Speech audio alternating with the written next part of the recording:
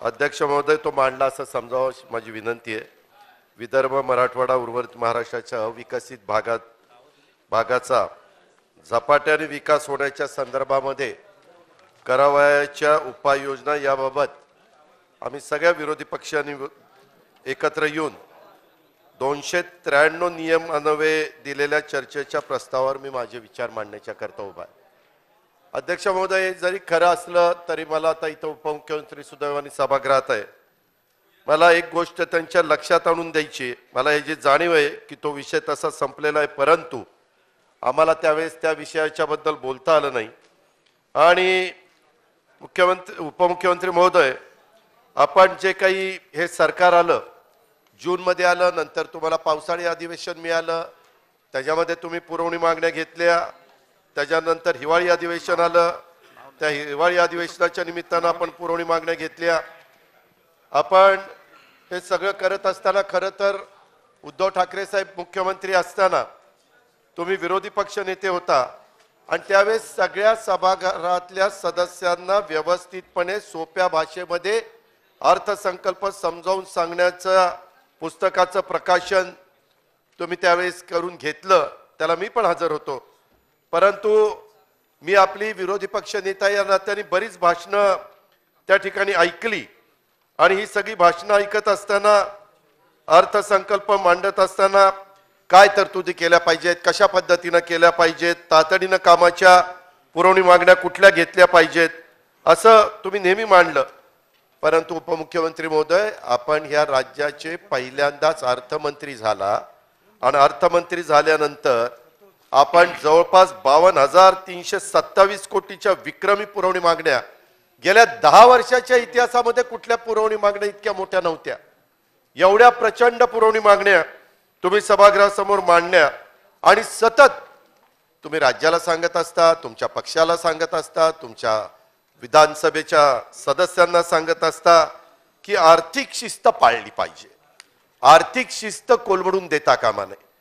त्याच्यामध्ये अर्थमंत्री म्हणून आर्थिक शिस्त आपण मोडलेलीच आहे ह्याच्यामध्ये, आणि इतिहासात तर विक्रमी रकमेची पुरवणी मागणी आपण त्या ठिकाणी मांडली। आपण एक गोष्ट लक्षात घ्या, कारण यावेळेसचा अर्थसंकल्प आता मार्च एंड झाल्यानंतर ते वर्ष संपेल। मला अर्थसंकल्प मांडण्याची संधी मिळाली होती। पहिली पुरवणी तुम्ही मांडली, दुसरी मांडली, आता तिसरी पण कदाचित तुम्ही मांडाल, परंतु पहिली 25,000ची, दुसरी 52,000ची, राज्याचा मूळ अर्थसंकल्प 5,60,000 कोटीचा, म्हणजे पाऊण 75 लाख, त्या 75,000 कोटी रुपयाच्या पुरवणी मागण्या, आणि शेवटची पुरवणी मागणी आल्यानंतर अध्यक्ष महोदय हा आकडा 1,00,000 कोटीला जाईल।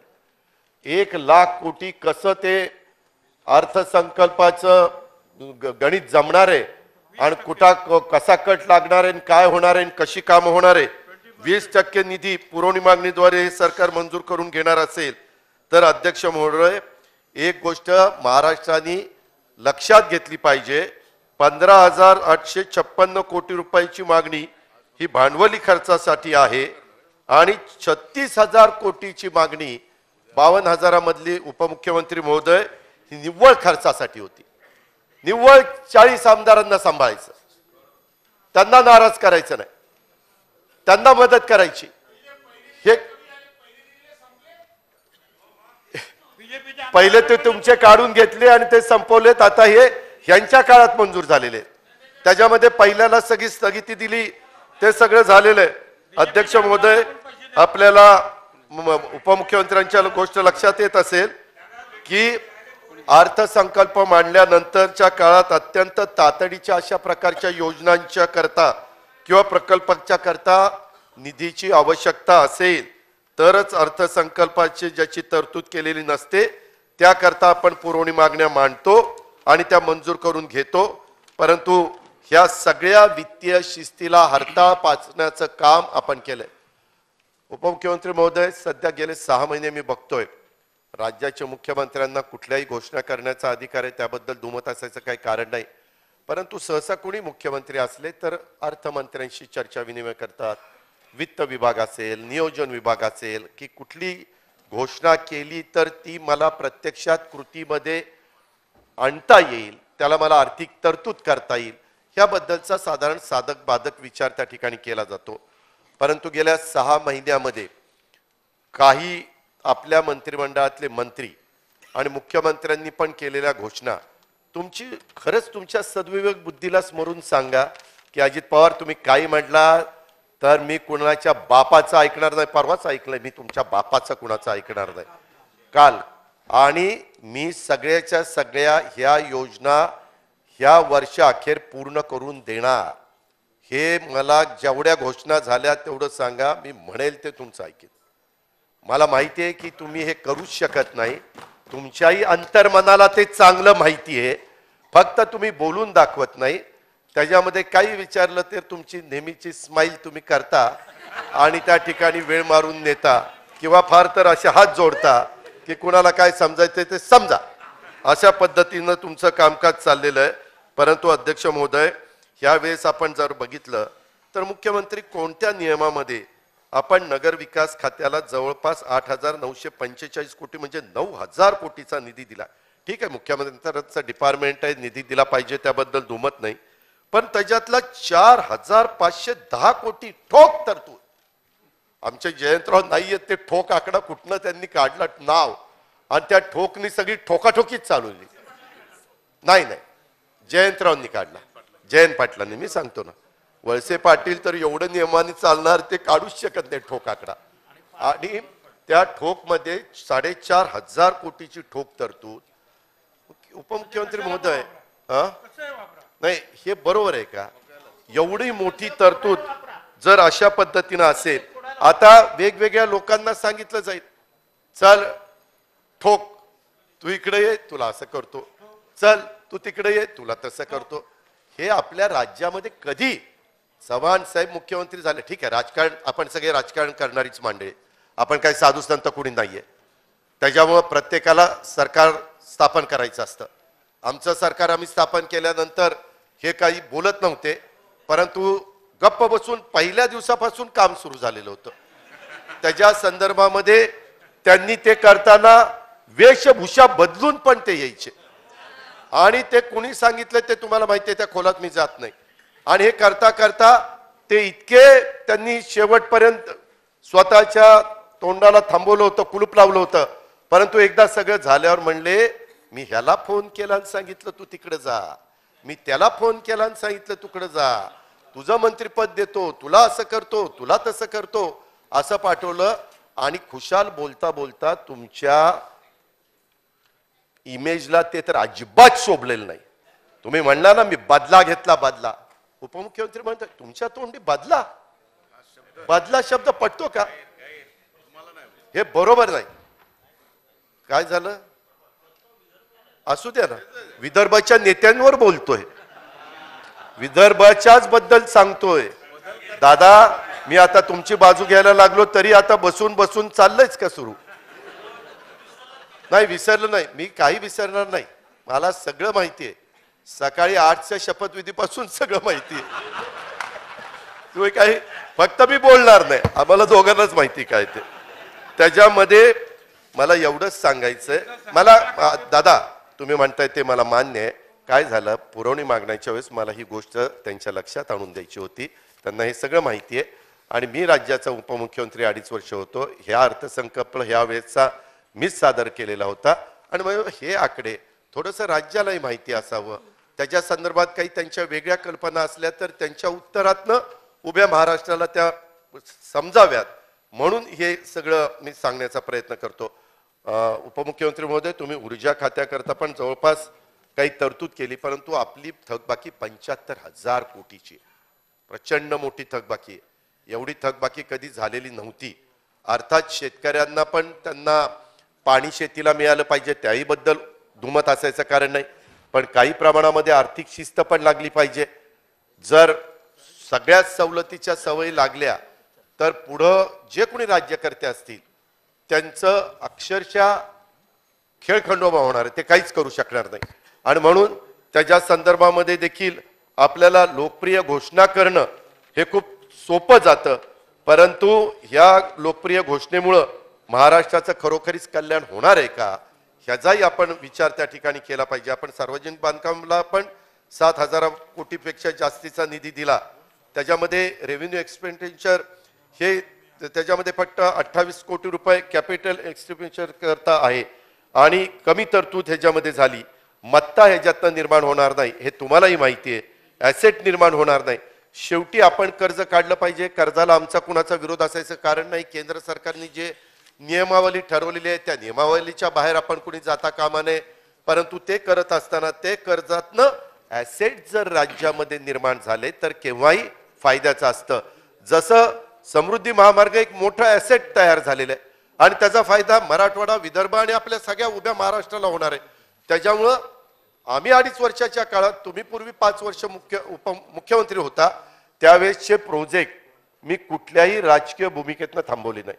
मी प्रत्येक प्रकल्पाला, मग तो चंद्रपूरचा असेल, तो समृद्धी महामार्गाचा असेल, तो कुठला पोलीस विभागाचा असेल, कोणत्याही विभागाचा असो, मराठवाडा, विदर्भ, उभ्या महाराष्ट्रातले कुठलेही प्रकल्प अध्यक्ष महोदय मी अजिबात थांबून त्या ठिकाणी दिले नाही. उलट करोनाची 2 वर्ष अडचणीची होती.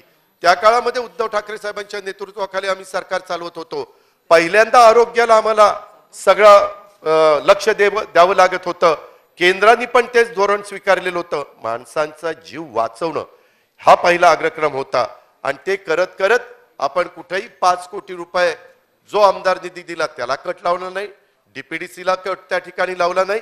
उलट डीपीसीची किंमत पैसे वाढवण्याचा प्रयत्न आपण त्या ठिकाणी केला आणि ह्याच्यातून राज्याला पण त्या करोनाच्या जखडामधनं बाहेर काढण्याचं काम, मग आरोग्य विभागाचे त्यावेळेचे मंत्री राजेश टोपे असतील, वैद्यकीय शिक्षण मंत्री आमचे अमित देशमुख असतील किंवा मुख्यमंत्री आणि बाकीची सगळी त्यांच्याबरोबर काम करणारी टीम असेल, सगळ्यांनीच त्याच्यामध्ये काम केलं. पण एक गोष्ट उपमुख्यमंत्री महोदय आपल्याला राज्याला मान्य करावी लागेल की राज्याचा कर्जाचा बोजा साधारण आता 6.5 लाख कोटीपर्यंत गेलेला आहे. कर्जाची रक्कम 3% आतमध्ये आहे हे एक वेळ मी मान्य करतो. परंतु नवीन सुविधा निर्माण करण्याच्यासाठी आणि माझं पुन्हा पुन्हा तुम्हाला सांगणं आहे की मत्ता निर्माण करण्याच्यासाठी त्याचा वापर होताना दिसत नाही. हे आर्थिक बेशिस्तीचं लक्षण आहे असं माझं स्वतःचं स्पष्ट मत त्या ठिकाणी आहे. करोना काळामध्ये पण आपण अर्थव्यवस्था सक्षम करण्याच्या करता आणि त्याच्यातनं जो अडचणीतला आहे त्याला मदत करण्याच्या करता भूमिका घेतली. मला एक आपल्याला अर्थमंत्री म्हणून सांगायचं आहे की एकंदरीतच आपण मराठी भाषा भवन सारख्या विषयाला सरकार महत्त्व देत नाही का काय अशा प्रकारची शंका आमच्यासारख्याच्या मनात येते. खरं तर एक चांगलं डिझाईन आपण मरीन लाईनला त्या ठिकाणी केलेलं आहे. आपला मत्स्यालय त्याच्या शेजारीच ती बिल्डिंग करतोय आणि त्याच्यामध्ये अर्थसंकल्पात आम्ही घोषणा केलेली होती. माझी विनंती आहे की आपली मराठी भाषा मातृभाषा आहे आणि त्या मराठी भाषा भवनाला पण आपण प्राधान्य द्यावं. तसंच छत्रपती शिवाजी महाराजांचे जे किल्ले त्याला डागडुजी आणि सौंदर्यीकरणाचा महत्वाकांक्षी प्रकल्प त्याला पण आपण थोडंसं अग्रक्रम द्यावा अशा प्रकारची माझी आपल्याला त्यानिमित्तानं विनंती आहे. छत्रपती संभाजी महाराजांच्याही संदर्भामध्ये खूप चांगला तुळापूरला आणि वडूला तिथे एक प्लॅन आम्ही तयार केलेला होता. उपमुख्यमंत्री महोदय तुम्ही पण तो पहा, पीडब्ल्यूडीच्या मिनिस्टरला पाहायला लावा, मुख्यमंत्र्यांना पाहायला लावा आणि त्याच्यात कुठं काही अजून तुम्हाला वाटत असेल की ह्याच्यात ही बाब अजून इन्क्लूड केली पाहिजे जरूर त्याच्यामध्ये करा. परंतु त्याही बाबतीमध्ये ते काम कसं लवकरात लवकर सुरू होईल याबद्दल आपण अर्थमंत्री या नात्याने लक्ष त्या ठिकाणी घालावं अशी माझी आपल्याला ह्या चर्चेच्या निमित्तानं विनंती राहील. ह्या एकंदरीत ज्या पुरवणी मागण्या आहेत त्या फक्त ठराविक लोकांना डोळ्यासमोर ठेवून केल्या असल्या तर ते योग्य नाही. उपमुख्यमंत्री महोदय सत्ता येत असते, सत्ता जात असते, कुणीच ताम्रपट घेऊन जन्माला आलेलं नाहीये. त्यावर बदल ज्यावेळेस होतात त्यावेळेस तो बदल झाल्यानंतर कुणाच्या इतर जे येतील त्यांच्याही मनात असं काही येता कामा नये की मग मागच्या वेळेस अशा प्रकारे वागलं तर आपण पण तसं वागावं. हे आपल्या महाराष्ट्राला शोभा देणारी बाब नाही. ही आपली मराठी संस्कृती नाहीये, ही आपली परंपरा नाहीये. मागं पण अनेक मुख्यमंत्र्यांची कारकीर्द जर आपण लक्षामध्ये घेतली तर हे असं घडत नव्हतं. मला तर जरा शंका येते उपमुख्यमंत्री महोदय, 5 वर्ष आपण मुख्यमंत्री होता त्यावेळेस पण एवढं घडत नव्हतं. आणि आता मात्र हे मुख्यमंत्री झाल्यावर तुम्ही जाणीवपूर्वक त्यांना घडून आणायला भाग पाडताय. त्याच्यात त्यांची बदनामी कशी होईल. लोकांनी उद्या म्हणलं पाहिजे की देवेंद्रजींनी नाही उपमुख्यमंत्री असताना अशा स्थगित्या दिल्या, परंतु एकनाथरावांनी स्थगित्या दिल्या. स्थगितीचा शिक्का त्यांच्यावर बसावा असा काही आपल्या मनामध्ये काही भावना आहे का नाही ह्याच्याबद्दल जरा चौकशी केली पाहिजे. मुख्यमंत्री पदाला स्थगिती द्यायचा विचार आहे का? अध्यक्ष महोदय, ह्याच्या संदर्भामध्ये मला एवढंच सांगायचंय की एकंदरीत हा एकतर पहिला आठवडा जेवढा विदर्भ, मराठवाडा, उत्तर महाराष्ट्र ह्या मागासलेल्या भागामध्ये चर्चा व्हायला पाहिजे होती तेवढी दुर्दैवाने झाली नाही. त्याला दोन्ही बाजू कारणीभूत असतील, कोण असेल ते सगळ्यांना माहिती आहे. पण मला एक सांगायचं आहे की गेल्या 60 वर्षामध्ये विदर्भामध्ये जवळपास थोडं कमी 20 वर्ष मुख्यमंत्रीपद आहे. 20 वर्ष मुख्यमंत्रीपद आहे. तुम्ही जाणीवपूर्वक आम्ही पश्चिम महाराष्ट्रातले काही लोक काम करतो. आम्ही कधी आदरणीय पवार साहेबांची आम्हाला शिकवण नाही किंवा उद्धव ठाकरे साहेबांच्या नेतृत्वाखाली काम करत असताना आम्ही कधी तशा प्रकारचा विचार केला नाही. पण हे पश्चिम महाराष्ट्राचं बघतात, हे पश्चिम महाराष्ट्राचं बघतात, अशा पद्धतीनं सातत्याने तसा भडीमार करायचा आणि तशा प्रकारे आम्हाला बदनाम करण्याचा प्रयत्न करायचा. वास्तविक 20 वर्ष आपल्या सहित सगळे मुख्यमंत्री होते. त्याच्यामध्ये 20 वर्षाची कारकीर्द काही कमी नाही. आणि माझी तुम्हाला एक विनंती आहे, मराठवाडा पण मागासलेला भाग, परंतु तिथेही अनेक वर्ष मुख्यमंत्री पद त्या ठिकाणी होतं. आणि राज्याचा विचार करत असताना जसं आता तुम्ही मगाशी चर्चा करत असताना नळगंगा वैनगंगा नळगंगा जो नदी जोड प्रकल्प आहे आणि त्या प्रकल्पाच्या बद्दल बऱ्याच सभागृहातल्या दोन्ही बाजूच्या सन्माननीय सदस्यांनी काही काही भूमिका मांडली आणि 80-85 हजार कोटीचा प्रकल्प आम्ही करू पाहतोय आणि त्याच्याबद्दल सकारात्मक आपण त्या ठिकाणी बोलला. आता एवढी सगळ्या निधी उभा करणं वगैरे त्याच्यात आमचाही पूर्ण पाठिंबा आहे. वाशिमच्या बद्दल मगाशी सांगत होता तुम्ही, त्यांना विचारा वाशिमच्या लोकप्रतिनिधींना. मी या खात्याचा मंत्री काही काळ होतो त्यावेळेस वाशिमला तिथं बॅरेजेस मंजूर करण्याचं काम, अधिकचं पाणी देण्याचं काम मी माझ्या परीनं केलं. जेवढं माझ्या हातात होतं ते करण्याचा मी मनापासूनचा प्रयत्न केला. मी कुठेही दुजेभाव त्या ठिकाणी ठेवला नाही. उलट हे प्रकल्प गतीनं होण्याच्या करता मी काही पावलं उचलली, परंतु त्याच्यातनं आमच्या मोठ्या प्रमाणावर बदनामी करण्याचा प्रयत्न केला. आमच्या मागं इन्क्वायऱ्या लावल्या, त्याचा ससेमिरा लावला. ठीक आहे, लोकशाही आहे. लोकशाहीला अशा प्रकारच्या गोष्टी घडतात, त्याला त्या ठिकाणी सामोरं जायचं असतं. आज पण मला ती बातमी खरी का खोटी अजून खात्री नाहीये, पण मला कळलं की आमचे सहकारी अनिल देशमुखांना आज कोर्टाने त्या ठिकाणी जामीन दिला, सुप्रीम कोर्टाने जामीन दिलेला. वास्तविक ते बाहेर आल्यानंतर देखील त्यांच्यावर जे आरोप झाले, आता ते आरोप तुम्ही केले नव्हते, त्यावेळेसच्या कमिशनरही केलेले होते, पण त्या आरोपामध्ये काहीच तथ्य तसं निघालं नाही. परंतु देवेंद्रजी, अनिल देशमुख साहेब असतील किंवा कुणी भुजबळ साहेब असतील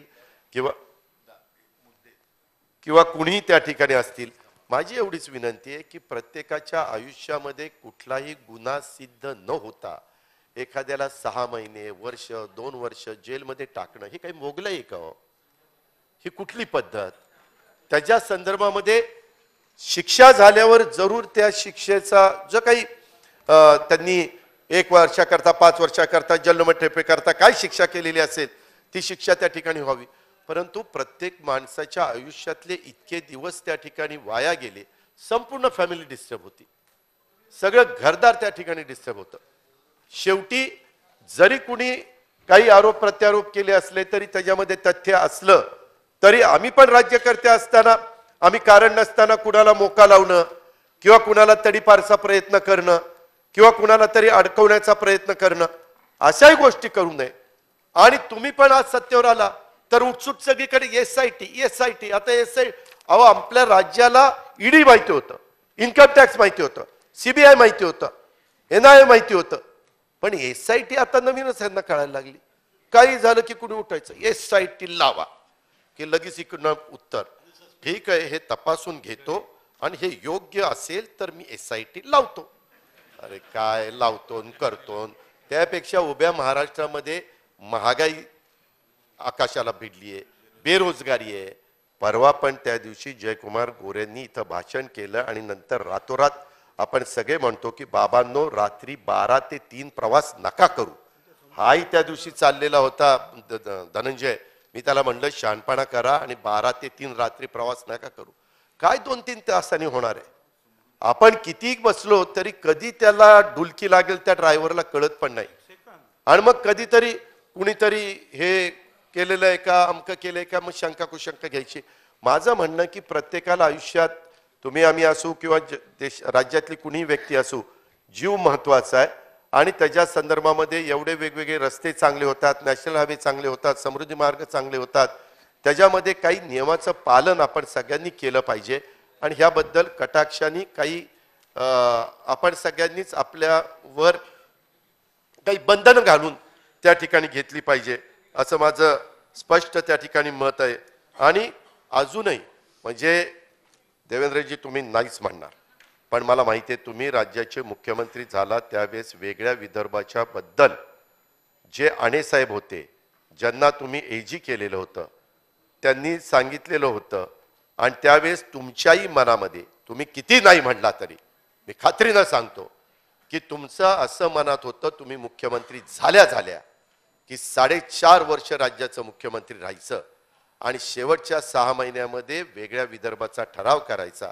आणि तेलंगणामध्ये जसं झालं तसं वेगळा विदर्भ करून त्या ठिकाणी वेगळं राज्य मराठी भाषिक 2 राज्य करायची अशी नाही अशी त्यांच्या मनात भावना होती.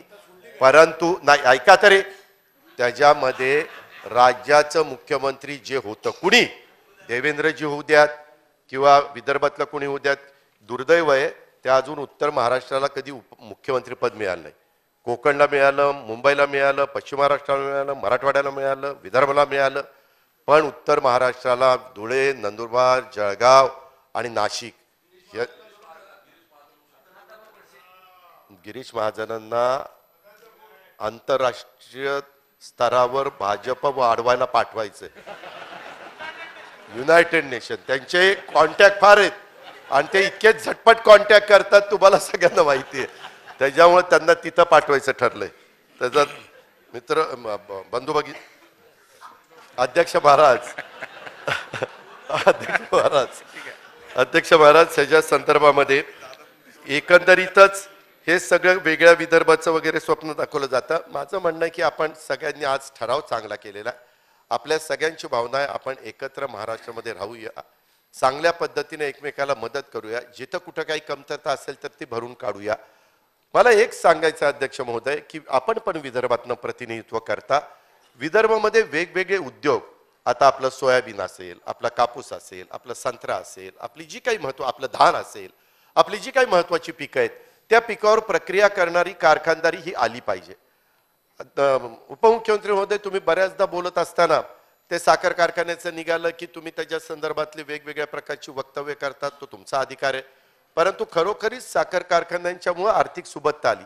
तुम्ही काही बाबतीमध्ये म्हणता की मुद्दाम काहींनी कारखान्याच्या किमती कमी केल्या, हे असं झालेलं नाही. विदर्भातले कारखाने जात असताना आज पण मी सांगतो की जर उद्याच्याला काही डायरेक्शन मिळाल्या कोर्टाच्या आणि कारखाने विकायला गेले तर विदर्भातले कारखाने 13 कोटी 14 कोटी 15 कोटी 16 कोटीला कोण घेत नाही. हरिभाऊ वागडे साहेब तुम्ही पण संभाजीराजे कारखाना चालवता. आज काय परिस्थिती आहे? कारखाना चालवणं हे काही येड्या गाबाळायचं काम नाही. त्याच्यामुळे सूतगिरणी असू, साखर कारखाने असू, जिल्हा बँका असू, तुम्ही का आत्मचिंतन आत्मपरीक्षण करत नाही की महाराष्ट्रामध्ये बऱ्याचशा ठिकाणी दूध वाढलं, आपल्या विदर्भामध्ये का नाही वाढलं? कुठं कमतरता आहे? कुणी बाहेरचे लोक येऊन दूध काढत नाही का? इथल्या म्हशी गाई दूध देत नाही? काय होतं काय? रेशीम उद्योग कुणी अडवला? शेळी पालन व्यवसाय कुणी अडवला? एवढा कापूस पिकतो का नाही चांगल्या सूतगिरण्या निर्माण होत? का नाही चांगल्या सूतगिरण्या चालत? आता काही का होईना स्वतः गडकरी साहेबांनी प्रयत्न करून 2-3 कारखाने बऱ्यापैकी चालवलेले आहेत, ते लढतायत, त्याच्यामध्ये ऊस वाढतोय. परवा पण मी त्याच्यावर येणार आहे, गोसीखुर्दला गेलेलो होतो त्यावेळेस तिथली परिस्थिती त्या ठिकाणी बघितली. माझं म्हणणं इच्छाशक्ती दाखवा ना राजकीय. उगीच हे पश्चिम महाराष्ट्रातले काही करत नाही, हेच काही करत नाही, आमच्यावर अन्याय करतात, आमच्यावर अन्याय करतात. अरे आपल्या पण मनगटातली ताकद दाखवा ना. जिल्हा बँका कुणी बंद पाडल्या? बाहेरच्या लोकांनी येऊन बंद पाडल्या. कोण जबाबदार आहे? आज कितीतरी इथल्या जिल्हा बँका 11 जिल्हे आहेत आपले, त्याच्यातले मला वाटतं भंडारा गोंदिया वेगवेगळ्या बँका आहेत ना, भंडारा गोंदिया तर सगळीकडेच वेगळं, फक्त वाशिम अकोल्याची एकच बँक आहे, बाकीच्या मला वाटतं 10 बँका आहेत. मग 10 बँकेच्या संदर्भामध्ये पीक कर्ज आहे ना. मी कुठं अहो साहेब आम्ही कुठं म्हणतोय, जे चांगले ते चांगलंच ना. ठीक आहे, बसून बोलू नका, बसून बोलू. अध्यक्ष महोदय मला हे सांगायचं आहे आणि उपमुख्यमंत्री महोदय तुमच्याही लक्षात आणून द्यायचं आहे, बँका जे ताकदीनं चांगल्या चालवत असतील ते कुणी कुठल्या गटाचे तटाचे पक्षाचे वगैरे काही बघू नका, त्यांना सपोर्ट करा. जे चुकीच्या पद्धतीनं चालवत असतील तिथं दुरुस्त काय करायचं ते करा. चुकीची प्रवृत्ती तिथं वाढीला लागणार नाही त्या पद्धतीचं काम सावे साहेब आपण करा. आपण सहकार मंत्री आहात. पूर्वी विनायकराव पाटलांनी सहकार मंत्रीपद फार चांगलं भूषवलं होतं, स्वर्गीय विनायकराव पाटील औरंगाबादचे, परंतु अजून तुम्ही 6 महिन्यात त्या खात्यात रुळलाच नाही. काही तुमच्याकडे काम आणलं. देवेंद्रजींना विचारतो, अरे देवेंद्रजींच्याकडे 6 खाती आहेत ना बाबा, अजून तुमच्या खात्याचा भार त्यांच्या डोक्यावर कशाला टाकताय.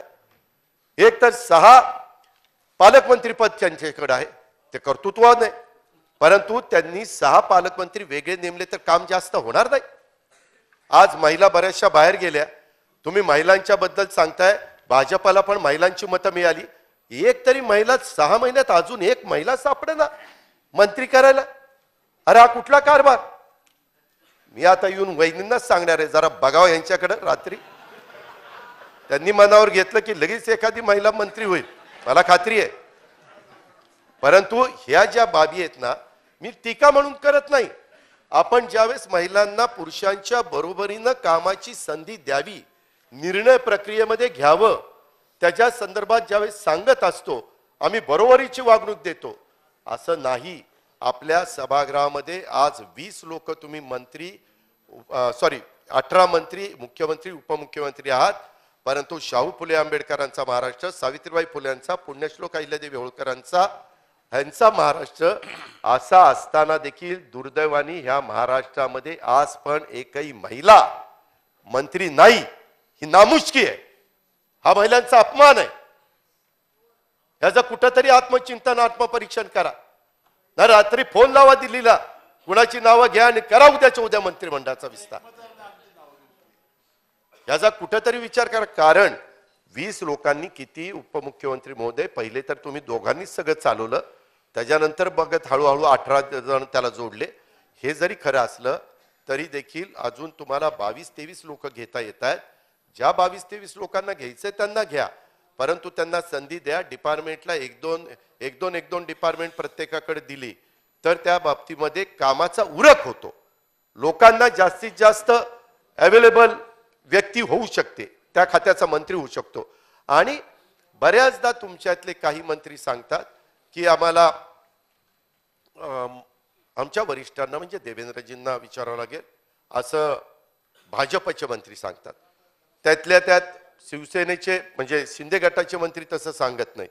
ते सगळेच जण सावतासुभा आहेत, त्याच्यामुळे त्यांचं काम चाललेलं असतं, त्यांना काही म्हणजे अडचण नाही.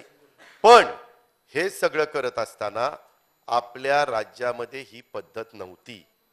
ह्या संदर्भामध्ये अडचणी येतात. जे सार्वजनिक काम त्या राज्याच्या हिताचं असेल, वैयक्तिक कुणाच्या फायद्याचं नसेल आणि त्या भागाचा त्याच्यातनं फायदा होत असेल तर असली कामं करण्याच्या करता ही सतत आडमुठेपणाची भूमिका घेणं हे बरोबर नाही. प्रत्येक कामामध्ये तुमच्याकडं जायला लागलं हे बरोबर नाही सगळ्या आमदारांना. आणि हे झालं ह्या तुमच्या 9 लोकांचं, आणि तुम्ही दोघं तर फार बेस्ट चाललेलं आहे. देवेंद्रजींना काही विचारलं, मुख्यमंत्र्यांची संमती आणा, आणि त्या महाराजांना विचारलं मुख्यमंत्री महोदयांना, देवेंद्र म्हणले की मी केलं, झालं. ही नुसतं इकडून तिकडं टोलवाटोलवी चालली. दादा कधी कधी तुमची मला इतकी आठवण येते, तुमच्यासारखी व्यक्ती जर असती तर अशी नसती टोलवाटोलवी केली.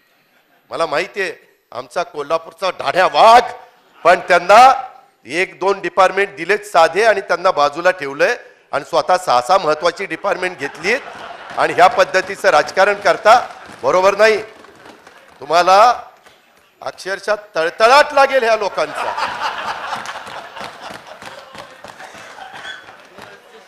अध्यक्ष महोदय, त्याच्या संदर्भामध्ये माझी एवढीच विनंती आहे, ह्याच्यातला काही गमतीचा भाग बाजूला ठेवा, परंतु खरोखरीच आपल्याला मराठवाडा विदर्भाचा विकास करत असताना आपल्याला कुठल्या आणखीन नवीन योजना राबवल्यानंतर इथल्या तरुणांना रोजगार मिळेल. इथल्या आता तर आपण उपमुख्यमंत्री महोदय संत्र्यावर प्रक्रिया करणारी मी 91-92ला सुधाकर नाईकांच्या मंत्रिमंडळामध्ये फलोत्पादन कृषी आणि ऊर्जा राज्यमंत्री होतो. त्यावेळेसचा एक मोर्शी वरुडचा प्रकल्प होता. उपमुख्यमंत्री महोदय तेव्हापासून 30 वर्ष झाली आपले वेगवेगळे प्रकल्प चालले. अजूनही संत्र्यावर प्रक्रिया करणारे अध्यक्ष महोदय चांगलं कुठलंही युनिट सुरू झालेलं नाही. माझं म्हणणं द्या ना भाग भांडवल. तुम्हाला सोयीचं असलं की कसं त्यावेळेस अभिमन्यू पवार साहेबांच्या मतदारसंघामध्ये कारखान्याला भाग भांडवल दिलं. त्याच्यानंतर आमच्या शंभूराज देसाईंना 1250चा कारखाना वाढवायला भाग भांडवल दिलं. का तर तिथं विकास झाला पाहिजे. आणि बाकी काय भाकास करावं का काय? इतर ठिकाणी नको द्यायला. उपमुख्यमंत्री महोदय, मी सहज माहिती घेतली कारण ह्यावेळेस शनिवार रविवार मी इथंच होतो, वेगवेगळ्या ठिकाणी जात होतो. तर त्याच्यामध्ये केंद्राचा पैसा निम्मा, राज्याचा पैसा निम्मा, अशा पद्धतीचा तो प्रोजेक्ट आहे, काही वित्तीय संस्थेचा. पण चालवत असताना जो तोटा होणार आहे तो नोटा एकट्या महाराष्ट्र सरकारने सहन करायचा. त्याच्यात केंद्र सरकार नाही. आणि सध्या काही वर्ष 50-60 कोटी रुपयाचा तोटा होण्याची शक्यता नाकारता येत नाही. आता माणसं वाढतायत म्हणजे लोकांना आवड निर्माण होतीये, ती एक चांगली बाब आहे. उद्याच्याला तोही प्रोजेक्ट उत्तम चालावा. पुण्याचं, ठाण्याचं, मुंबईचं, पिंपरी चिंचवडचं जी मोठी मोठी शहर आहेत तिथं पण मेट्रो ही लवकरात लवकर त्या ठिकाणी पूर्णत्वाला जावी, अशाही बद्दल आमचं सगळ्यांचं म्हणणं आहे. पण मी अतिशय अधिकारवाणीनं सांगेन की विदर्भाला भरीव तरतूद करण्याचं काम उद्धव ठाकरे साहेबांच्या नेतृत्वाखाली आम्ही सगळ्यांनी ह्या निमित्तानं केलं. आपण पण करा, आम्हाला कधी त्याच्यामध्ये वेगळी भावना आमच्या मनामध्ये येणार नाही. परंतु एकंदरीत संत्रा प्रक्रिया प्रकल्प असेल, सायट्रस इस्टेट, ह्याच्याबद्दल मराठवाडा आणि आसपासच्या भागातील मोसंबी पिकाची गुणवत्ता आणि उत्पादकता वाढवण्याच्या करता आपण स्थापन करण्याचा निर्णय आपण घेतलेला आहे. त्याला प्रोत्साहन देण्याचा प्रयत्न करा. रेशीम उद्योग हा मराठवाडा विदर्भाला वरदान ठरणार आहे. तिथं अंडीपुंज निर्मिती केंद्र आणि सोयी सुविधा देण्याचा प्रयत्न आपण करा. गोसीखुर्दच्या बाबतीमध्ये उपमुख्यमंत्री महोदय मी स्वतः गेलो होतो. एक गोष्ट तुम्हाला फार प्रकर्षाने तिथं करावी लागेल. काय झालंय त्या भागामध्ये हा सगळा प्रकल्प होत असताना तिथं खूप मोठ्या प्रमाणावर जलपर्णी आली. माझ्याबरोबर सन्माननीय सदस्य सुनील भुसारा आणि काही आजी माजी आमदार होते. तिथं मी स्वतः बघितलं जलपर्णी आली आणि ते अधिकारी सांगत होते की नागपूर आणि इकडचं सगळं खराब पाणी तिथं जातं. देवेंद्रजी, आपल्या राज्यामध्ये उजनीचं पाणी इतकं खराब आहे की ते मासे देखील तिथले खाण्याच्या योग्यतेचे नाही, माणसांना अपायकारक आहे असं बोललं जातंय. फक्त त्यांनाच एक दिलं शिंदे गटाचं, एक दिलं भाजपचं. चांगलं वाटून चाललंय. आणि सांगितलं साहेबांना, साहेब ह्याच्यात बाकीच्यांचे पण असे 9-10 कारखाने आहेत. मी तुम्हाला सभागृहाच्या निमित्तानं सांगतो. मग तेही कारखाने कुठल्या गटाचे, तटाचे, पक्षाचे काही बघू नका. 1250चा कारखाना इथून पुढे राज्यामध्ये चालूच शकत नाही, फायद्यात येऊच शकत नाही. त्याच्यापेक्षा मग ते 2500च्या 3500चे जे काही करायचे ते करा. त्यांना भाग भांडवल द्या, त्यांना मदत करा. तिथल्या शेतकऱ्यांना मदत होईल, तिथल्या बाकीच्या सगळ्यांना सहकार्य होईल. असा दुजेपणा का करताय? त्याच पद्धतीनं आपण बऱ्याचदा डाओसला जातात, परदेशात जाता. तुमच्या सगळ्या इंटरनॅशनल लोकांच्या खूप चांगल्या ओळखी आहेत, संबंध आहेत. तुमचे तर खूप वेगवेगळे संबंध आहेत. त्या संबंधाचा वापर करा. चांगलं आहे, ते सगळ्याला जमतं अशातला भाग नाही. परंतु त्याचा वापर करून आपल्या विदर्भामध्ये खऱ्या अर्थाने इथले शेतकरी आत्महत्येपासून परावृत्त होतील. त्यांच्या मनामध्ये ती भावना शिवली पण जाणार नाही. अशा पद्धतीच्या काही गोष्टी करा ना. ते आहे ना तुमच्या हातात. सगळे डिपार्टमेंट तुमच्याकडेच त्या बाबतीमध्ये. त्या संदर्भात विदर्भामध्ये भरीव तरतूद आम्ही महाविकास आघाडीच्या सरकारच्या काळामध्ये केलेलीच होती. तिथं कुठेही आम्ही कमी पडलो नाही. नागपूरची मेट्रो झाली. त्याच्यामध्ये ते पाणी शेतीला पण कधी कधी अडचणीचं ठरतं. राहुल कुल आहेत का इथं? तुम्ही राहुल कुलला विचारा, त्यांच्याही बॅकवॉटरवर बऱ्याचशा त्या ठिकाणी लिफ्ट आहेत. आणि मग असं असताना जर पाणी खराब होणार असेल सिवरेज ट्रीटमेंट प्लांट बसवा. हे पाणी तिथं जर खराब झालं तर एवढं चांगलं पाणी खराब झालं तर उद्याच्याला ते तिथल्या आजूबाजूच्या लोकांना प्यायला देणं पण अन्यायकारक होणार आहे. ह्या सगळ्याचा विचार आपण करा. आणि जवळपास आता 100% धरणाचं काम झाले, परंतु 98,000 हेक्टर एवढं क्षेत्र अजून ओलिताखाली यायचंय. 92,000 हेक्टर त्याच्यामध्ये क्षेत्र ओलिताखाली त्या ठिकाणी यायचंय. परंतु हे सगळं येत असताना कालवे महत्वाचे व्हायचे आहेत. तिथल्या ज्या महत्वाच्या लिफ्ट आहेत 4, त्या लिफ्टचाही खर्च अध्यक्ष महोदय खूप मोठा आहे आणि त्याच्याकरता खूप मोठी वीज लागणार आहे. माझी आपल्याला सूचना आहे की घोडाझरी कालव्याचं 40% काम झालंय, मुख्य कालव्याचं 100% काम, असोला मेंढाचं 75% काम, असे वेगवेगळ्या प्रकारची कामं झाली. परंतु खरोखरीच तिथल्या उपसा सिंचन योजना किंवा मगाशी तुम्ही नळगंगा वैनगंगा प्रकल्पाचं सांगितलं, ह्या चालवायच्या असतील तर आपल्याला सोलरवर गेल्याशिवाय गत्यंतर नाही. नाहीतर एवढ्या मोठ्या म्हणजे काही 1000 हॉर्सपॉवरचे पंप तिथं लागणार आहेत.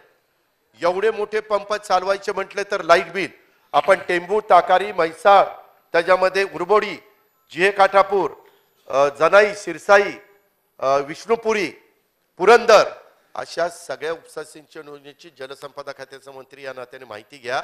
आम्ही स्वर्गीय पतंगराव कदम आता नाही आहेत, परंतु ते दुष्काळाच्या निमित्तानं किंवा काही काही वेगळ्या पद्धतीनं जयंतराव पाटील साहेब, स्वर्गीय RR पाटील साहेब असा प्रस्ताव आणायचे आणि आम्ही कॅबिनेटला त्याला मान्यता द्यायचो आणि त्याच्यातनं त्याचे विजेची बिलं भरली जायची आणि ती वेळ मारून नेली जायची.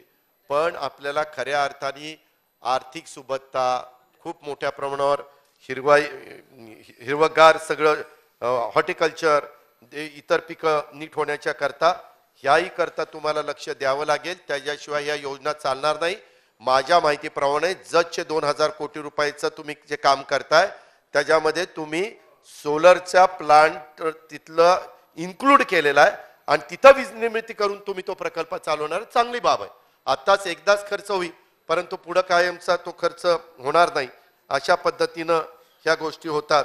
त्याच्यामध्ये अध्यक्ष महोदय, या संदर्भामध्ये काही प्रकल्प हे आपल्या दुर्दैवानी भागातनं दुसरीकडे जात आहेत. आता केंद्र महाराष्ट्राच्या आणि विदर्भाचा दुजाभाव केला जातोय. राष्ट्रीय खनिकर्म आरोग्य संस्थान हे पूर्वी विदर्भामध्ये होतं. उपमुख्यमंत्री महोदय, ह्याच्यात मराठवाडा, विदर्भ, मध्य प्रदेश, छत्तीसगड, तेलंगणा येथे खाण उद्योग आहेत. या सर्वांना विदर्भ जवळ पडत होता आणि त्याच्यामुळं हे आपलं संस्था इथंच पाहिजे होती, परंतु ती संस्था बाहेर गेली. खरं तर वाजपेयी साहेबांनी हजारो खाण कामगार आणि परिसरातील जनतेचा आरोग्याचा विचार करून संस्थेसाठी नागपूरचा विचार केला होता. त्यांचा विचार बाजूला सारून ही संस्था आता अहमदाबादला हलवलेली आहे. असं नाही केलं पाहिजे. तिकडे एवढे हे खनिज नाहीये. नंतर केंद्रीय कामगार शिक्षण मंडळ हेही नागपूरवरून दिल्लीला हलव. ते दुसरी संस्था श्रमिक शिक्षा बोर्डची हे नको होती हलवायला. त्याच्यामध्ये नागपूरचा सॅफ्रन उद्योग हाही हैदराबादला त्या ठिकाणी गेला. त्या संदर्भ 4 महिन्याच्या मध्ये असे जर प्रकल्प दुसरीकडे गेले, बल्क ड्रग पार्क किंवा इतर फॉक्सकॉन, हे ऑरिक सिटी, हे प्रकल्प जर हिमाचल प्रदेश, गुजरात, आंध्र प्रदेश इकडे जर जायला लागले तर कसं आपलं व्हायचं. आपला टाटा एअरबेसचा नागपूरचा प्रकल्प तो बाहेर त्या ठिकाणी गेला. आपण महाराष्ट्राला जर नंबर 1 करायचं म्हटलं तर या संदर्भामध्ये देखील विचार केला पाहिजे. अध्यक्ष महोदय, मला दुसरी गोष्ट आपल्या मार्फत सरकारला सांगायची की काही प्रकल्प आपले विदर्भामध्ये आलेले कामगारांच्या आंदोलनामुळं कामगार आणि उद्योगपती यांच्यामध्ये समन्वयाचं वातावरण देवेंद्रजी राहिलं नाही, म्हणून ते प्रकल्प बंद पडले किंवा दुसरीकडे निघून गेले. हेही आपल्या विदर्भाला अन्यायकारक आहे. आपण नागपूरच्या काही प्रकल्पाचं माहिती घ्या, आपण चंद्रपूरच्या काही प्रकल्पांची माहिती घ्या. बुट्टीबोरीचा प्रकल्प, मिहान, आपण किती दिवस सांगतो मिहान मिहान मिहान मिहान. खरं तर 5 वर्ष आपण मुख्यमंत्री असताना मिहान असं पळायला पाहिजे होतं, परंतु नाही झालं दुर्दैवाने. आमच्याही काळात व्हायला पाहिजे होतं, परंतु आम्ही पण कमी पडलो. म्हणजे मी फक्त तुम्हाला दोष देत नाही, पण तुम्ही पण कमी पडला, आम्ही पण कमी पडलो. आणि ह्याच्यातनं विदर्भाचा काय दोष? विदर्भाने आपल्याला सगळ्यांनाच निवडून दिलेलं आहे, महाराष्ट्रातल्या जनतेने आपल्याला निवडून दिलेलं आहे. त्याच्यामुळं हे जे काही आहे ह्या सरकारच्या काळामध्ये MSME गुंतवणुकीचा नवीन अनुशेष निर्माण झालेला आहे. एकदा आम्ही खरं तर मधल्या काळामध्ये इथं सन्माननीय नाना पटोले, अशोक चव्हाण साहेब वगैरे बाकीचे मान्यवर आहेत, आम्ही जो काही पाठीमागच्या काळामध्ये मंडळं होती अनुशेष भरून काढण्याच्या करता, विदर्भ, मराठवाडा वगैरे वैधानिक मंडळं, त्या मंडळामध्ये थोडंसं आमचं त्यावेळेसचे राज्यपाल महोदय ऐकत नव्हते आमच्या काळातले, आणि त्याच्यामुळं आम्हाला ते आम्ही म्हणायचो की आम्ही सांगू ते सदस्य तिथं नेमा, पण तो अधिकार त्यांचा होता म्हणून आम्ही ते पुढे ढकललं. पण त्याच्या आधीच्या काळामध्ये आम्ही कधी ते पुढे ढकललं नाही. आम्ही त्याच्या विरोधात आहोत अशी अजिबात भावना आपण मनामध्ये त्या ठिकाणी आणू नका.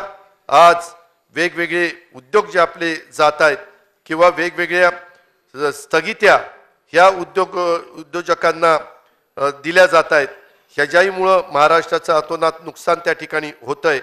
ह्याही गोष्टीचा आपण विचार करावा. माझी तुम्हाला दुसरी एक विनंती आहे, मला माहिती नाही ते शक्य आहे का नाही, कदाचित इथं पोर्ट नसेल म्हणून आहे का, अलीकड कुठल्याही भागातनं कुठल्याही पाईपलाईनमधनं करून समुद्रातनं पण पाईपलाईन केली जाते, तरुणांना त्या ठिकाणी काम नाही. त्याच्यामध्ये अनेक महत्वाचे प्रश्न आहेत. उद्योग त्या ठिकाणी गुंतवणूक झाली पाहिजे. शेतकऱ्यांच्या आत्महत्या वाढलेल्या आहेत, त्याच्याबद्दल काही आमच्यापेक्षा चांगल्या कल्पना तुमच्या मनामध्ये असतील तर त्या राबवा, आम्ही त्याला पाठिंबा देऊ. अलीकडच्या काळामध्ये आपण पीक विम्याच्या करता तुम्ही नेहमी मुख्यमंत्री म्हणून विम्याचं एवढं व्यवस्थितपणे सांगण्याचा प्रयत्न करायचा की विमा उतरवला म्हणजे पैसे मिळालेच पाहिजे असं नाही. तुम्ही अनेक उदाहरण त्या ठिकाणी द्यायचा, परंतु तसं जरी खरं असलं तरी साधारण आपल्या राज्यातल्या शेतकऱ्यांची अशा प्रकारची मानसिकता असते की पीक विमा उतरवल्यानंतर आम्हाला पैसे मिळाले पाहिजे. आज पीक विम्याच्या निमित्तानं 75 रुपये, 100 रुपये, 150 रुपये, आता तुमच्यातल्या काही सहकारी मित्रांनी जाहीर केले की 1000चा तरी चेक मिळाला पाहिजे. उपमुख्यमंत्री महोदय, 1000 पण फार काही रक्कम मोठी नाही, हजारो कोटीचा पीक विमा उतरवायचा. आणि आज शेतकऱ्यांच्या जे मतदारसंघ म्हणजे ज्यांच्या मतदारसंघामध्ये शेतकरी राहतात त्यांच्या भागात जर विचारलं तर आज शेतकऱ्यांच्या मध्ये फार अवस्था वाईट आहे आणि ते अतिशय नाउमेद झालेले आहेत, नाराज झालेले आहेत. ह्या गोष्टीकडे पण तुम्ही पीक विम्याच्या बद्दल लक्ष दिलं पाहिजे. शेतकऱ्यांच्या ह्या प्रश्नाच्या संदर्भामध्ये तरी त्याच्यामध्ये देखील आपण ह्या निमित्तानं लक्ष दिलं पाहिजे. अशा पद्धतीनं माझी आपल्याला ह्या निमित्तानं विनंती आहे.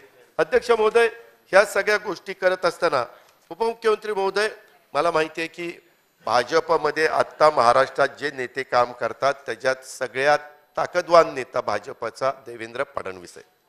कुणी काही म्हटलं तरी, कुणी किती गप्पा मारू द्या, परंतु जे आहे ते आहे.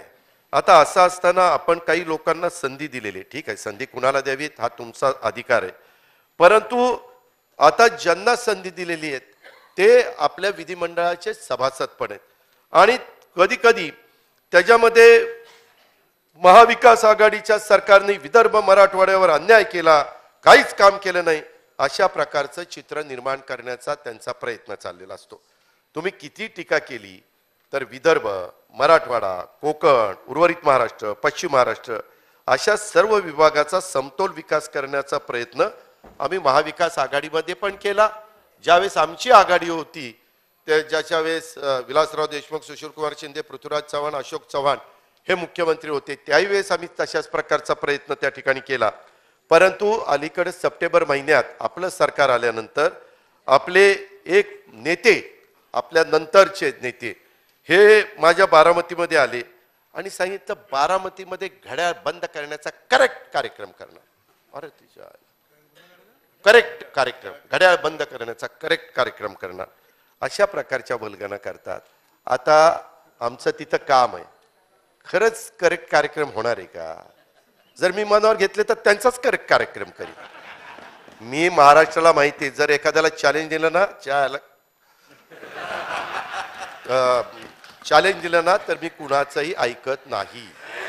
देवेंद्रजी सांगतात तसं कुणाच्या बापाचं ऐकत नाही, हे पण खरंय. पण त्यांना म्हणा जरा दमानी दमानी, फार गाडी फास्ट चालली, फास्ट गाडीचा कधी ऍक्सिडेंट होईल, कोलमडून पडेल कळायचंही नाही, हे पण आपण लक्षात घेतलं पाहिजे. ऍक्सिडेंटवरून आठवलं देवेंद्रजी आणि सगळ्याच सभागृहांनी आपण मधल्या काळामध्ये विनायक मेटेंना गमावलं. रिफायनरीचा उद्योग विदर्भामध्ये एखादा आणता येईल का, त्याच्यामध्ये रिफायनरीचं एखादं युनिट आपल्याला इथं आणता येईल का, आपल्याकडे पण लँड आहे, बाकीच्या सगळ्या गोष्टी आहेत, तर त्याही गोष्टीचा विचार सरकारने इथं करावा अशी माझी सरकारला विनंती आहे. त्याच्यामध्ये चुकीचं संत्र्याचं धोरणामुळं संत्रा उत्पादकांचं पण कंबरडं त्या ठिकाणी मोडलेलं आहे.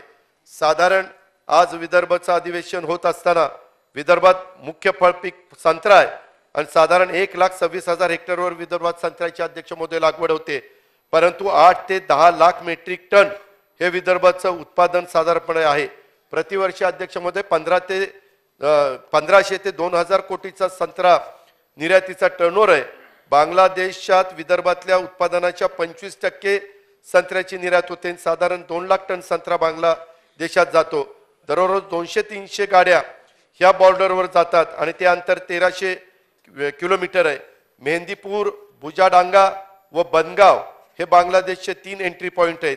सुरुवातीला जर ह्याच्यात 33 रुपये असलेला आयात शुल्क 57 रुपयापर्यंत देवेंद्रजी गेलंय, आता ते 63 रुपये झालंय प्रति किलो, ते वाढलंय. निर्यातीमुळे संत्रा उत्पादक शेतकऱ्यांना चांगलं मार्केट मिळालं होतं. आता आयात शुल्क वाढवल्यामुळं 25% बांगलादेशात जाणारी संत्री स्थानिक बाजारपेठेत आले, त्यामुळं भाव गडगडलेले आहेत. ह्याचा आपण साकल्याने विचार करा आणि यातून मार्ग काढण्याच्या करता महाऑरेंज संघटनेच्या पण काही मागण्या आहेत, त्याही मागण्यांचा विचार आपण जरूर त्या ठिकाणी करावा. देवेंद्र भुयारांनी पण एक पत्र दिलं, मी आपल्याला ते माहिती करता देतो. आपल्याला ते योग्य वाटलं तर निश्चितपणे त्याच्यावर कारवाई करावी. कापूस आणि सोयाबीन उत्पादकांना पण सरकारने वाऱ्यावर सोडलं का काय अशी शंका येते.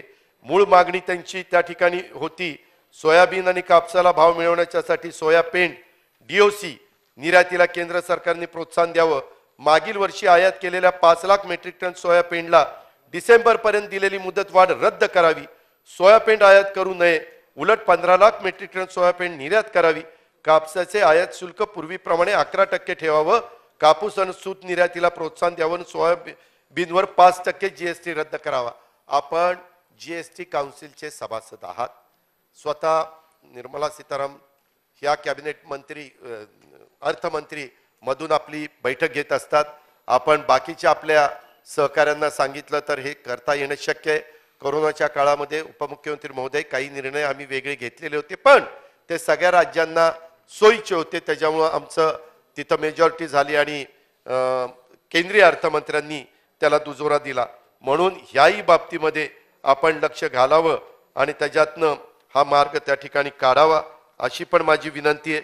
अध्यक्ष महोदय, मला आपल्या मार्फत सरकारची ही गोष्ट आणून द्यायची की माओवादग्रस्त भागात विकास कामांसाठी निधी द्या.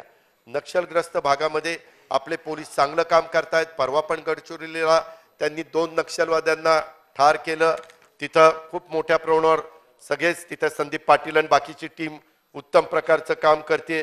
त्याची माझी ह्या चर्चेच्या निमित्तानं विनंती आहे की माओवादग्रस्त भागातील विकास कामांच्यासाठी केंद्र सरकारने 1200 कोटी रुपये मिळावेत आणि त्याच्यातून त्या विभागामध्ये कामं मार्गी लागावीत. मिलिटरीच्या धर्तीवर हॉस्पिटलची उभारणीसाठी C60 साठी पण त्या ठिकाणी निधी द्यावा. अमितभाई शहांच्या गृहमंत्र्यांच्या अध्यक्षतेखाली माओवादग्रस्त राज्यांच्या मुख्यमंत्र्यांची एक बैठक झालेली होती. त्यामध्ये देखील खरं तर मुख्यमंत्री महोदय, उपमुख्यमंत्री महोदय, माझी तुम्हाला विनंती आहे की बऱ्याचशा मीटिंगला मुख्यमंत्री आणि उपमुख्यमंत्री जाऊ शकतात. मी मुख्यमंत्र्यांच्यावर कुठंतरी माझा गैरविश्वास आहे असं दाखवत नाही, परंतु आपण गृहमंत्री आहात, आपण विदर्भातले आहात आणि आपण पण बरोबर गेला तर ह्या गोष्टी तिथं मांडताना सोयीचं होईल. आणि तुम्ही तिथं मांडताना तुमच्या तोंडून गोष्ट ज्यावेळेस पडेल त्यावेळेस भाजपचा एक आपला कट्टर नेता मुद्दा मांडतोय असं म्हटल्यानंतर आपल्याला जरा मदत होईल. असं अरे मी चांगलं सांगतोय साहेब, गोगावले साहेब, काय आता आपला ते सूट शिवून आणलेला कधी घालायचा? काय त्यांना विचारा. मी तर सांगून ठेवलंय की राज्यपालांना ते गोगावले साहेबांचा शपथविधी असेल, कुठेही मी दुनियेत असलो तरी शपथविधीला जाणार आहे. काय अभिनंदन करतोय? मला तुम्हाला अभिनंदन करायचंय. तर अध्यक्ष महोदय, खूप जणांचे सूट पण वाया चाललेत साहेब. उंदीर बिंदीर लागेल त्याला, त्यांना कळना. त्यांच्या घरातले माणसं विचारायला लागली, ही कशाला सुटलं, कशाला शिवलंय, कशाला, कधी घालायचं? लग्नात नाही घातलं, आताही घालत नाही, असं होतंय ना. जरा लक्ष द्या. अध्यक्ष महोदय, धान खरेदी आपल्या दृष्टीनं महत्वाची. माझ्याकडनं ते राहून गेलं. धानाच्या बाबतीमध्ये आम्ही आमच्या काळामध्ये बोनस दिला. मी तुम्हाला सगळ्यांना उत्तर देताना सांगितलेलं होतं की बोनसच्या ऐवजी आम्ही काही वेगळा त्याच्या संदर्भातला प्लॅन करतोय आणि त्याच्या संदर्भामध्ये आपण डायरेक्ट ज्यांचं 7/12ला धान आले त्यांच्या अकाउंटलाच पैसे पाठवायचे डीबीटी पद्धतीनं. अशा प्रकारे आम्ही विचार करत होतो.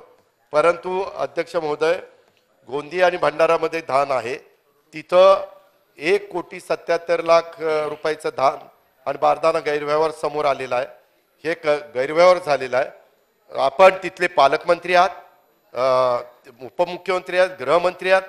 ते विदर्भात धान खरेदीचा गैरव्यवहार झालेला रिमोट सेन्सिंगच्या माध्यमातून धानाचं क्षेत्र किती आहे वगैरे हे सगळी माहिती घ्या आणि दोषी असणाऱ्यावर त्या ठिकाणी कारवाई करा अशी माझी मागणी आहे.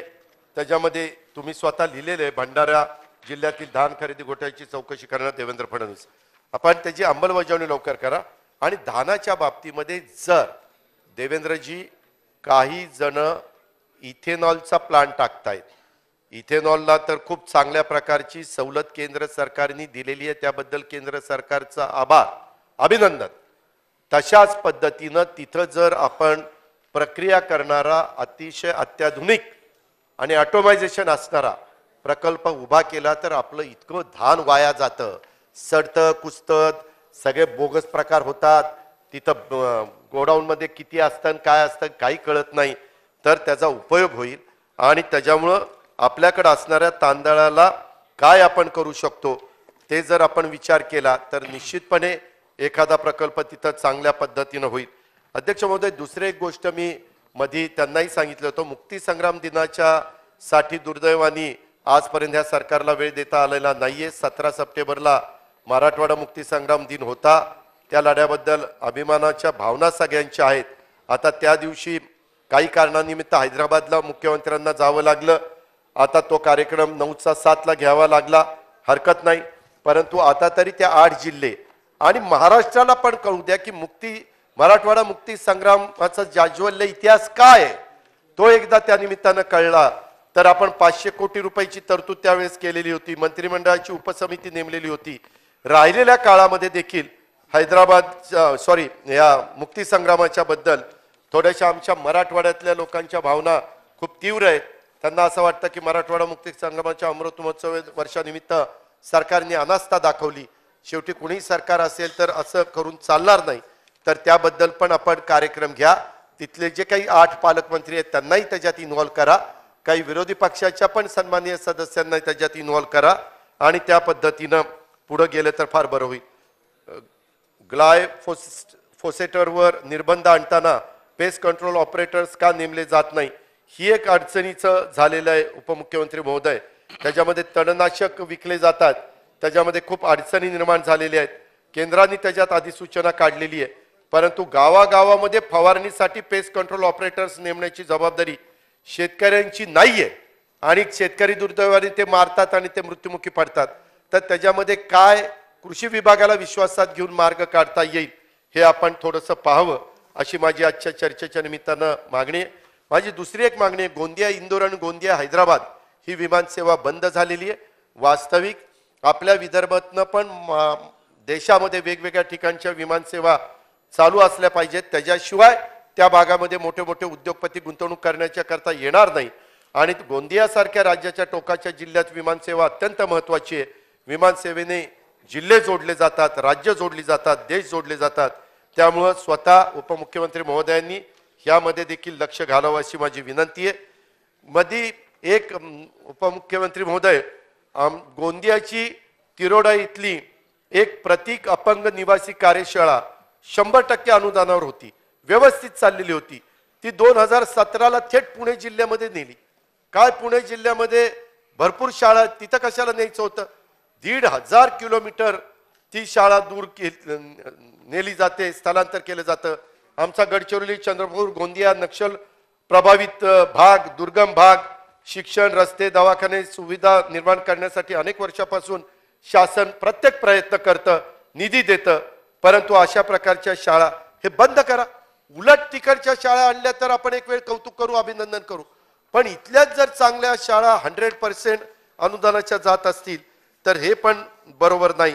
हे पण मला या निमित्तानं सांगायचं. विमा कंपन्यांना वटणीवर आणण्याचं काम त्या ठिकाणी करा. शेतकऱ्यांच्या आत्महत्या कमी करण्याचा प्रयत्न करा. त्याच्यामध्ये शेतकऱ्यांचं वीज कनेक्शन तोडण्याच्या बद्दल पण आपण सांगितलं तोडायचं नाही, पण कधी कधी काही अधिकारी गंमत करतात. त्याच्यात लेखी आदेश जर असले तर आम्ही लोकप्रतिनिधी त्याला दाखवू शकू की बाबा हे लेखी आदेश आहेत तरी तुका आम्हाला त्रास देतो. अशा पद्धतीनं शेतकरी वर्गाला पण त्याची मदत होऊ शकते. हे पण अध्यक्ष महोदय मला लक्षात आणून द्यायचं आहे.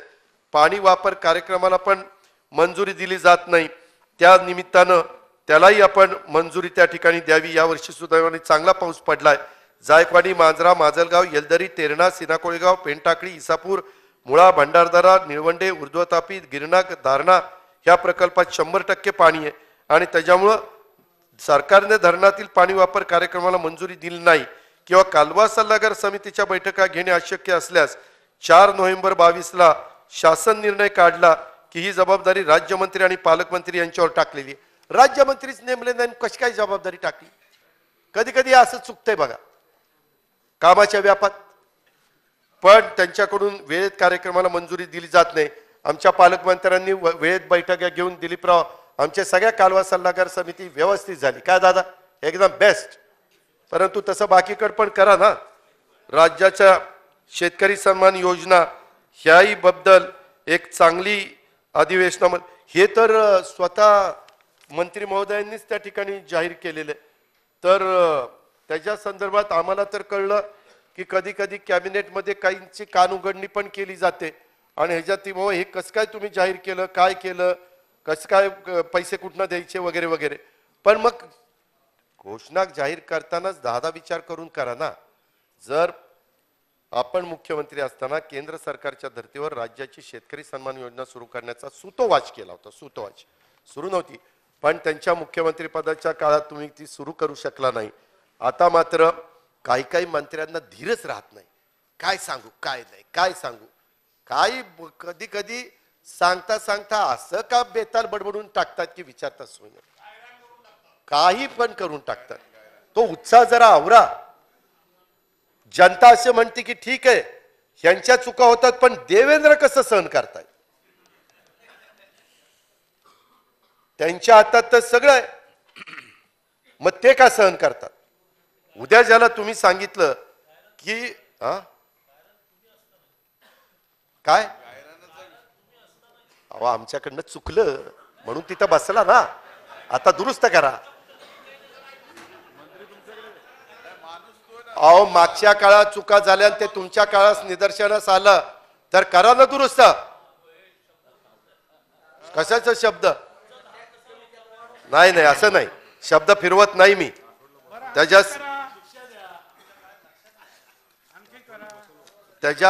त्याच्या संदर्भामध्ये शेतकरी उत्पादक कंपन्यांच्या अडचणी पण अध्यक्ष महोदय बऱ्याच आहेत. वेळ बराच झालेला आहे, परंतु मी तुम्हाला काही लेखी द्यायचं काम करतो. फलोत्पादनाचे मापदंड बदलले पाहिजेत अध्यक्ष महोदय. जसं मध्ये SDRFचे आणि NDRFचे मापदंड बदलण्याच्या करता सगळ्यांनी प्रयत्न केला आणि त्याला यश आलं देश पातळीवर, तसं कोणत्याही परिस्थितीमध्ये राज्यातला आणखीन हॉर्टिकल्चर वाढावं म्हणून हे मापदंड बदलले पाहिजे. त्यासाठी सरकार काय करणार आहे ह्याचंही उत्तर आम्हाला या निमित्तानं मिळालं पाहिजे. शेतकऱ्यांना सिबिल मधून वगळा.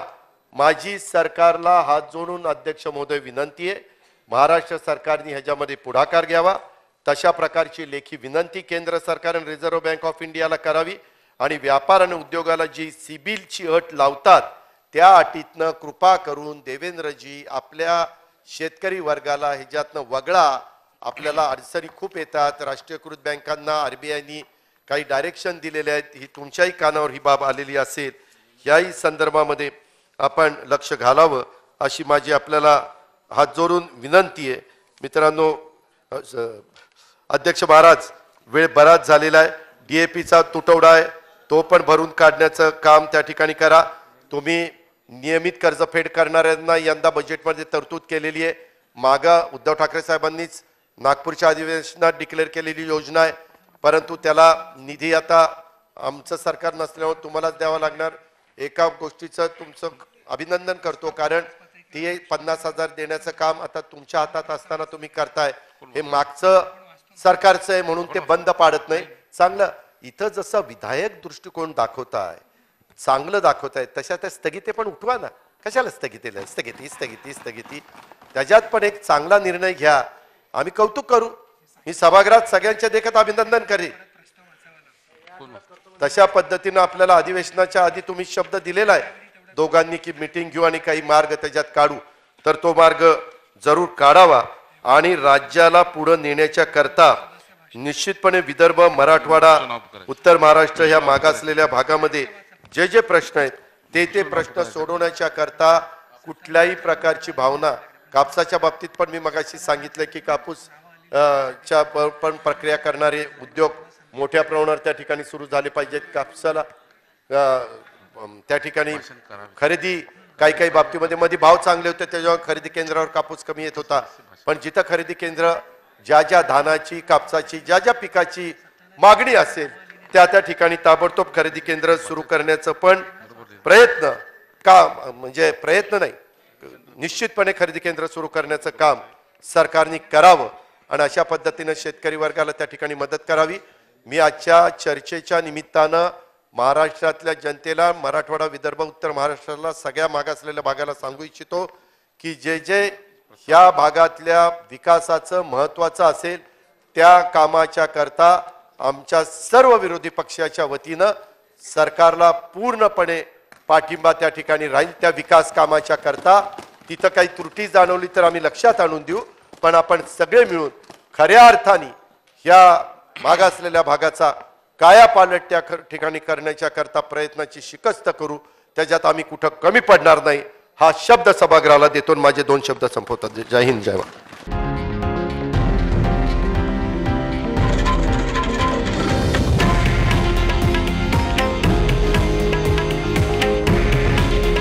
हे आहे देशातील नंबर 1 न्यूज नेटवर्क आणि आपण पाहत आहात TV9 मराठी. काळजी तुमची, हित महाराष्ट्राचं.